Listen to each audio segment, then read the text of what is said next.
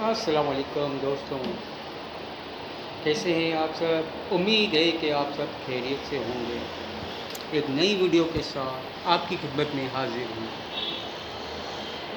Pakistan island की 3 T20 series का आगाज़, जिसमें से पहला T20 आइलैंड ने जीता, दूसरा T20 पाकिस्तान ने जीता, तीसरा T20 14 मई को खेला जाएगा शाम को 7 बजे। कौन जीतेगा मुझे कमेंट्स में ज़रूर बताना। ये सीरीज़ कौन उठाएगा वो भी ज़रूर अपनी राय बताइएगा।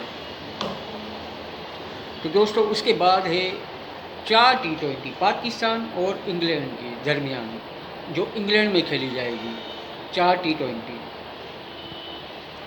तो उसके बाद ICC T20 वर्ल्ड कप भी है, 2 जून से स्टार्ट होने वाला है। हमारी दिल से दुआ है पाकिस्तान के लिए कि पाकिस्तान जीते। आप सब भी दुआ ही कीजिएगा, इंशाअल्लाह पाकिस्तान T20 वर्ल्ड कप जीते, हमारी दिल से दुआ है। तो दोस्तों, वीडियो पसंद आई तो लाइक और शेयर करके बेल आइकन के बटन को दबा देना कि इस तरह की नई वीडियो सबसे पहले आप तक पहुंचती रहें।